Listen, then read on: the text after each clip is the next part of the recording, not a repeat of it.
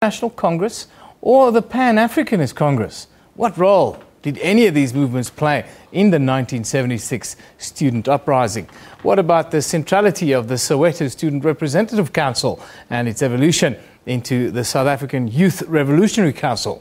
All these questions recently came under the spotlight at a seminar organised by Unisa's Department of History in collaboration with the Whiphold Brigalia Bam Chair on Electoral Democracy in Africa. Now, joining us from Pretoria today is Dr Thula Simpson. A very good morning to you, Doctor. Thank you for joining us. Good morning. Hello. Hello. Good morning. And Pleased to be here. Thanks for inviting me. Thank you. And then, in Johannesburg, we are joined by Professor Itumeleng Mosala, both part of a very lively debate until now. Very good morning to you, Professor. Thank you for joining us. Good morning, and good morning to your listeners. Prof, let me start with you here in the studio with me in Johannesburg. More than 20 years now after democracy, why is the question around who should claim ownership of the 76 student uprising legacy, why is it important today?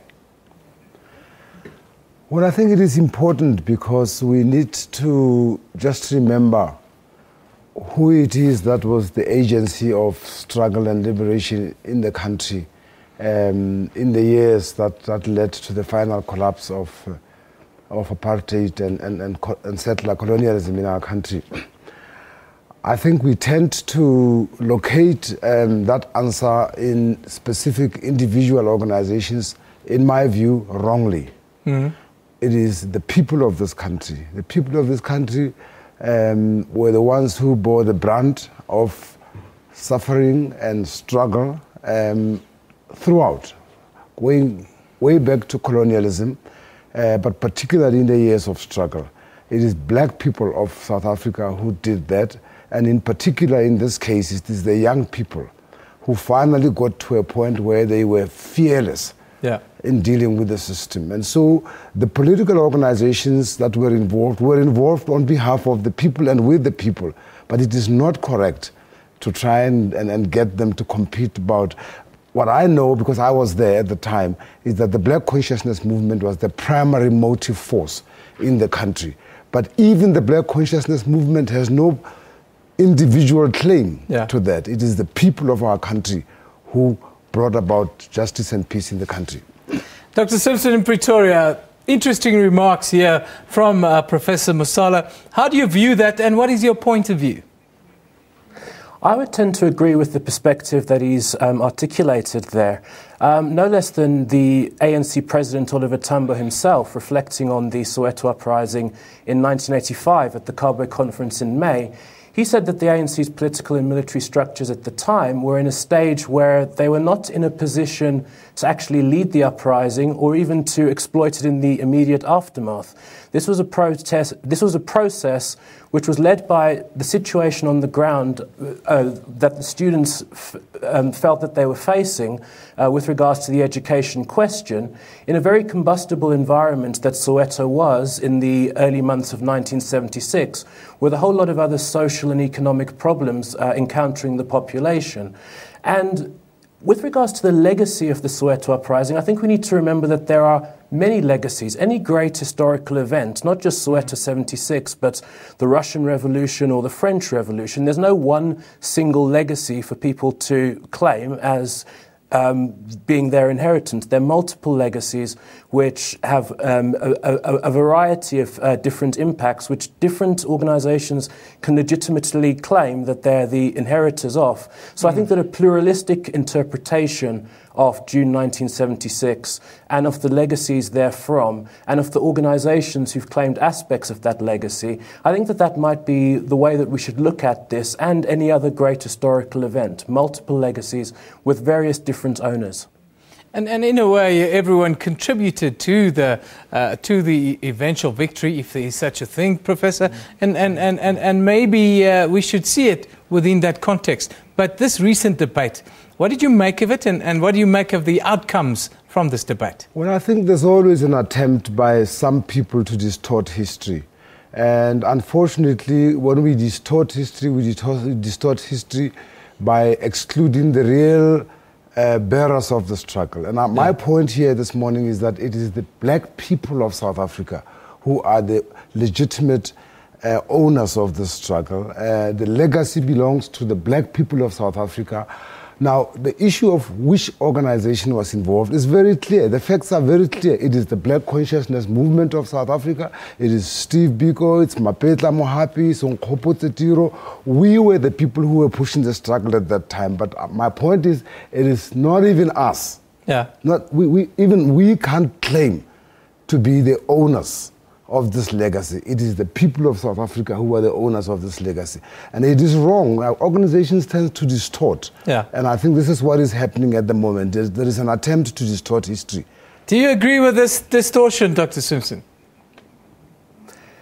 I think that the official ANC perspective, the reason why I quoted President Tambo and his reflection on this is that it was a verdict which the ANC at that time, I don't know whether, June 1976 has been remembered on an annual basis many times since then. Maybe leaders in the present day are saying different things, but the ANC was always very frank in acknowledging that this was a people's uprising.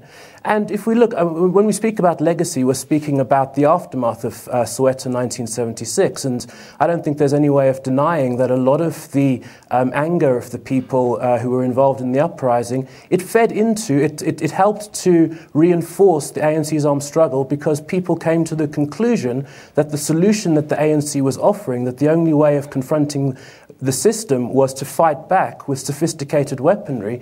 A lot of people left the country to join the ANC. A lot of people were inspired by the ANC's armed struggle. So when we speak about the legacy, I'm not saying that it only fed into the ANC, but a very important stream fed into the ANC-led liberation struggle in future years. And that reached its culmination. I mean, when you speak about the ANC winning the overwhelming majority of support of the black population in the 94 elections, that has to come from somewhere. And one of them is, even though they didn't organize the Soweto uprising, when we're speaking about the legacy of the Soweto uprising, the ANC is one of the major beneficiaries, and so they can't be written out of that history.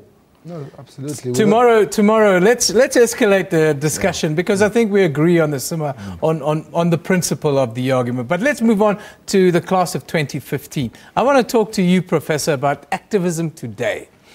Have we lost the legacy of activism amongst our youth? Are we more obsessed in a materialist kind of way? Are our young people more at risk because we are not active, because we are not as conscious as we should be? Absolutely. I couldn't agree more.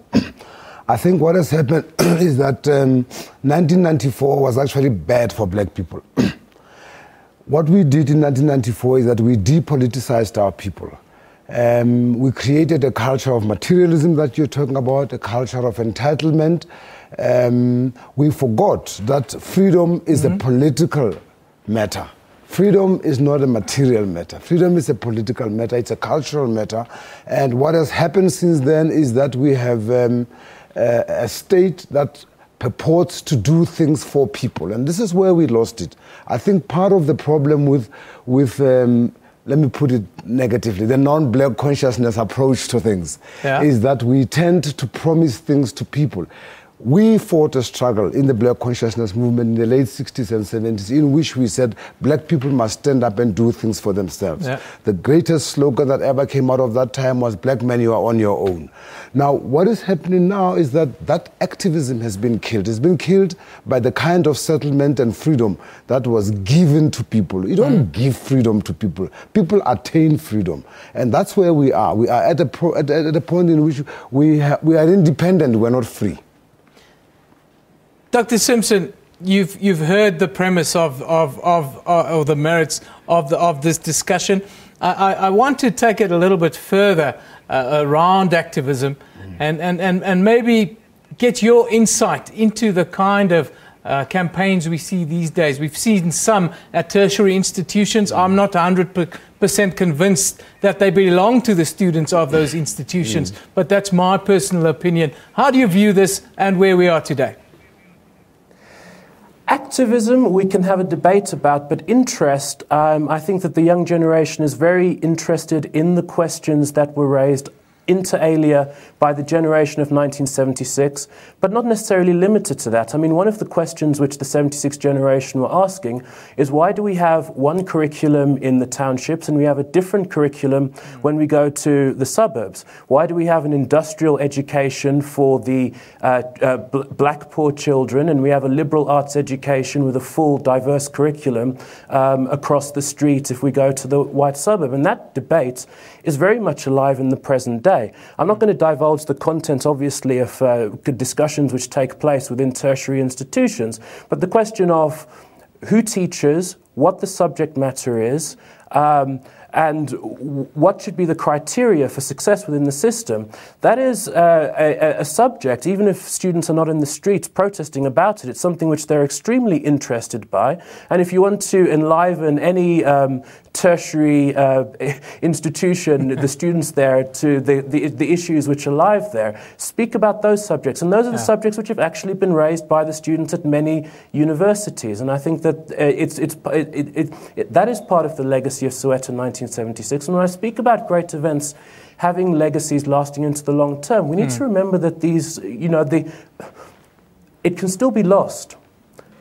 Yes, it can still be lost. I wanted to conclude today's discussion around young people and the legacy of the student uprising by giving you a number. Within the next 35 years, Africa's population will more than double, and more than half of that population will be under 18 years old. In your closing remarks, can you touch on what that means for the continent in light of a day like Youth Day, in light of the struggles that we face on the continent? I'll start with you, Prof. Well, I think the situation is very dire on the continent. It's dire in our country as it is at the moment. That statistic is a very worrying statistic. I think that we all forget. I mean, I tend to myself think that I'm still the young person that I was in 1976. But we all forget that this country should actually be in the hands of our young people. But what is it that we're doing for them? We're doing nothing for our young people. This government is doing very little for young people. This government is not thinking about what is it? This government has betrayed the revolution that young people represented in 1976 in Soweto and other townships. Thank you, Prof. Can you respond to that? I'm sure that the government would argue that, days like tomorrow, the future is much brighter for young people, the investment in education, health and so forth. How do you view that? I'm optimistic about the youth. As you can tell from my accent, for a large part of my youth, I was actually brought up in Britain. And I think that a lot of the young people that we've got in this country are capable of doing very great things. They're certainly doing great things within the university framework. The future is open for them. And Africa, it's the fastest growing continent in the world in terms of economic growth. And they're coming into a rich legacy. And if they can draw on the lessons of the past, I believe that Africa can potentially have a very great future. It's in the hands of the youth, and I think that there's no reason to be pessimistic about what they will make, about the opportunities which are there for them. Well, thank you for joining us this morning. That's Dr. Thula Simpson joining us from Pretoria. We're talking about the legacy of 1976. Who owns it? It's not really important who owns it. We all own it. It belongs to all of us here in South Africa. Some of us were even involved throughout the 80s and so forth. So it belongs to all South Africans who want to be part of it, isn't it so? I agree 100%. I agree 100%. Thank you very much. That is Professor Itumeleng Mosala joined us here in studio to talk about that. Youth Day in South Africa commemorates the Soweto uprising in the country tomorrow. The day is celebrated on June 16 every year. For those of you that don't know, the day is also celebrated in order to recognize the role of youth in the liberation of South Africa from the apartheid regime. Now let's take a look at what your views are on this matter. Many passionate, different views. Miss Joy says, hello Monday, lots to do before Youth Day, public holiday tomorrow. Let's go, go, go. Yes, it's not just about the public holiday, Miss Joy. The Prince says, the way I'm craving June 16, God bless Youth Day. Only 21 hours to go. Yes, a time to reflect on where we come from. Dylan Piri says, we're no longer hustling, we're building businesses. Youth Day, Youth of Today, African Youth Decade, that hits the nail on the head. Yes, we're no longer hustling, just to get basic rights, we're now building businesses, building futures for our children. Most importantly, don't give up easily. Youth Month, Youth Day, June 16. I thank you very much, Lucky. That hits the hammer, the nail right on the head, and there's a beautiful picture. That's a beautiful picture of the time that was 1976.